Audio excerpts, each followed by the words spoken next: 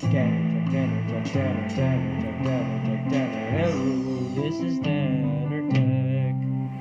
And as you can see, we have a lot of problems with this amplifier unit. So even when the reverb level is turned all the way up, it still doesn't sound very good. There's not very much reverb inside there. And so in this video, we're going to try and diagnose the issue and fix it. Let's get started. So the first step, of course, is to turn off the amp and to unplug it. Then, after removing all the screws, we can slide open the insides of the amp to see what the issue is. As you can see, I can already see an issue with the reverb tank. So the reverb tank is supposed to be suspended on 4 springs, but instead there's only 2 springs holding it up, causing it to be loose and sitting on the ground. Now that's not good. So first let me explain the basic principle of a reverb tank. So what happens is we have 2 springs, and we have a coil on each end. Now what happens is this coil induces current into the magnet on here, and that causes this thing to vibrate on this side of the spring. Now when this vibrates, it causes these springs to start oscillating kind of like this. Now that oscillation of the springs is then picked up by this blue coil and sent back into the circuit.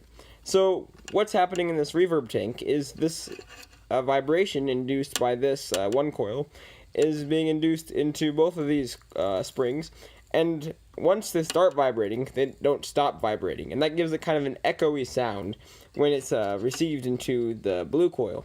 And that's the point of reverb. It makes it so that way the vibrations go. Now, the issue is, if this reverb tank falls off its support springs, the vibration is actually dampened, because since it's not in the air and floating, the vibrations will go away far more quickly because it's sitting on this metal piece, and that stops the vibrations. So what we're going to need to do is we're going to have to repair this by putting the springs back in their normal place. Now, these can come out for any reason. Sometimes they just get a little bit loose. There's a lot of reasons this could happen. But anyway, they need to be fixed nonetheless. So all you gotta do is push them back in like that, and push the other one back in, and then you should be good to go. Now, after tightening these springs with my pliers to make sure this will not happen again, we can take this whole thing and we can test it out, because now, as you can see, the reverb tank is floating. So that way I can press it and it will return. That means when these springs are vibrating, it won't be dampened by this other thing, and therefore it'll vibrate longer and give more reverb. So let's stick this back in, return all the screws, and test it out. With all the screws back in place, it's time to see if this thing works.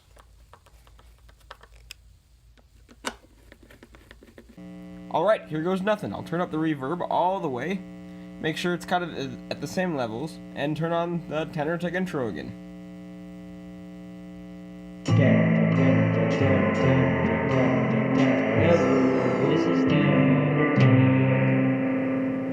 Wow, that's much better. And you can even hear the reverb continuing after it's been turned off.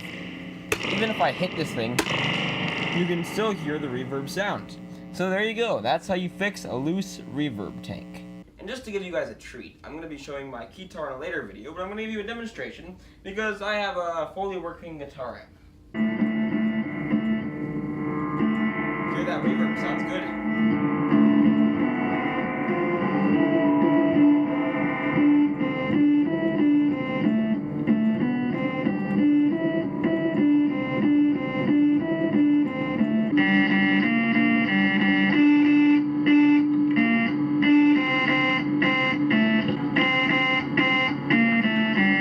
Okay, if you want to hear more of that, stay tuned for next.